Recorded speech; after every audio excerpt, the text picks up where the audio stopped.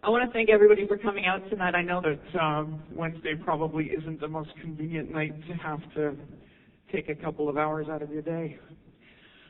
I'm Lavelle Goodwin. I'm responsible for the CHEATauWorld website, and the people behind me are Al Rothbauer. This is Tom Perkins. Thank you. I should know stuff, but I don't. This is Miles Partington from Service Alberta. Crystal Fox and Chris Knorr. Canmore? Is it Canmore? You pronounce it Canmore? You don't know that the K is silent? Check. Okay, the Supads know. So we initially, when we first put this meeting together, what we wanted to do was talk to everybody about the potential for taking over the resort. And we really had some good stuff going with that. I don't know how many of you got the email I sent out. You got it? Everybody got it? Everybody's doing this? Good. We're not going to be taking over the resort. It's not practical at this point. When I first was contacted by Bill Buterman from Access Capital, what he told me was that he wanted to help the victims of CHEATauWorld take over the property. And I thought, that is a good idea. And he said, I'm willing to sell it to them at cost. And I thought, that's an even better idea. And so when he asked me to facilitate that and sort of act as a conduit between the members and Access Capital, I said, sure, no problem. He figured I had a website and he had other stuff and we'd make it work somehow. So we started. I started working with Andrea Spies. She's the court-appointed receiver for Properties International, which is another one of Andre Muran's companies. If I lose anybody, just let me know. And we started working on it, putting it together, and then we got a board together. We got some people who were willing to work to make something happen for the victims. And then about a week ago, was it a week ago, Al, that you met with Bill? The 8th. Or 7th, pardon you. Bill met with Al and Andrea Spies. And at that time, he told them, I want $300,000 per unit at the Banff Gate Mountain Lodge and Spa. You're laughing. I did too. Because we have in our possession a copy of an appraisal that was done on that property in December of 2009, and according to that appraisal, the finished units are only worth $165,000. The unfinished units are worth $90,000. If it's a forced sale, that drops down to, I think it's $135,000 and $60,000 respectively. So of course, our response to that was, forget it. No way. My sense of the matter is that I don't think Bill anticipated we would have that appraisal.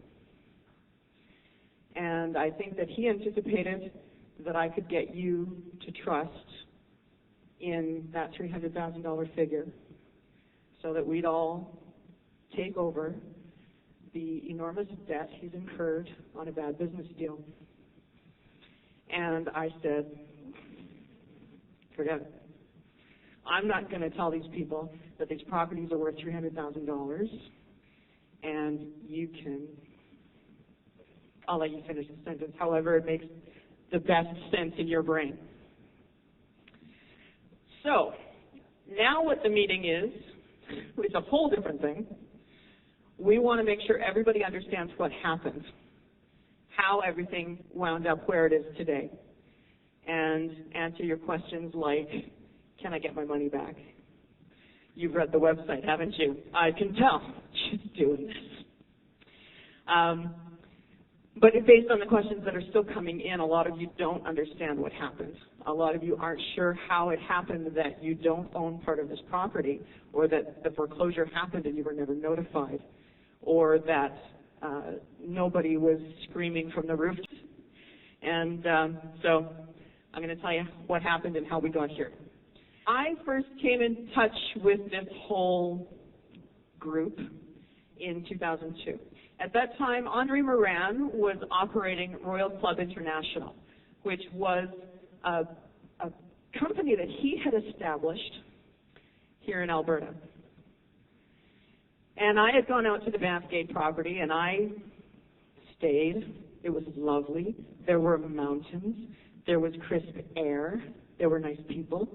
And we sat through the sales pitch, and I went in thinking, there's no way we are buying anything.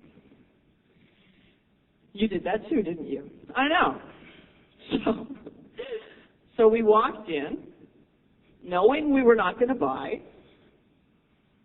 and there was a big RCI logo in the room, and they were very friendly. They seemed very down to earth. They seemed very honest and passionate, and we really liked them.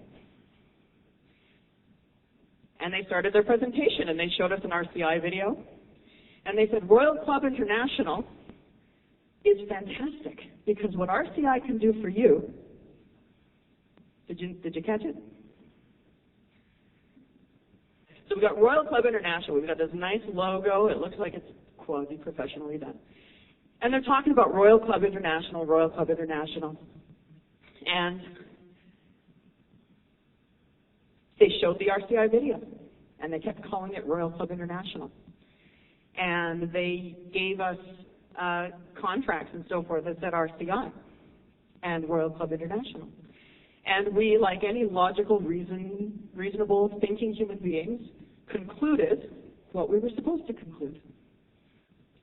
They told us a bunch of interesting things about this club. One was that it was going to give us ownership in this property. And we thought, wow, that's great. Ownership in this property, and we can take vacations with our kids. And at the time, I think the kids were, 8 and 11 or something? Anyway, you know the spiel. They tell us we can get involved in this club. There's points. You can exchange them. You can choose to not use your points this year. Let them accrue, and then the next year you've got double. But beyond that, you can also borrow points from the following year. So what they told us was, don't go on vacation this year. Wait. You're laughing at me. Wait until 2004, and then you'll have the points from 2003. You'll have the points from 2004.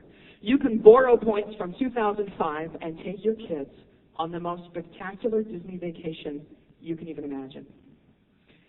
And we thought, yes. They told us we could get flex points at a penny a point. Did anybody hear about flex points? Did you know, when they told me about flex points, Richard Nesbitt looked at me and said, this is the most brilliant thing that RCI has ever come up with. And I thought, wow. RCI didn't come up with flex points. RCI has never heard of flex points. Is that news to anybody?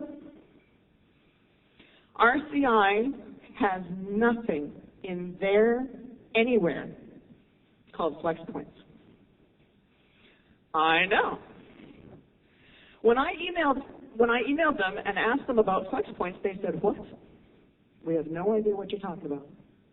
Not a clue. So, what we found out was that there was an inventory that the club had, and when they were really pushed hard, they would use their own inventory to supplement your points, if they were able to do that. But as I'm sure many of you have figured out, the resort was so horribly oversold, who never got to go anywhere? Yeah, more. Oh, yes, and of course, board directors and member meetings. Do you remember that? You sign up, you get to be a member of the club, and you get to vote at the member meetings, and you get to have a say in the maintenance fees and the club dues. Did anybody ever go to one of those meetings? There weren't any, you're right. There wasn't a one.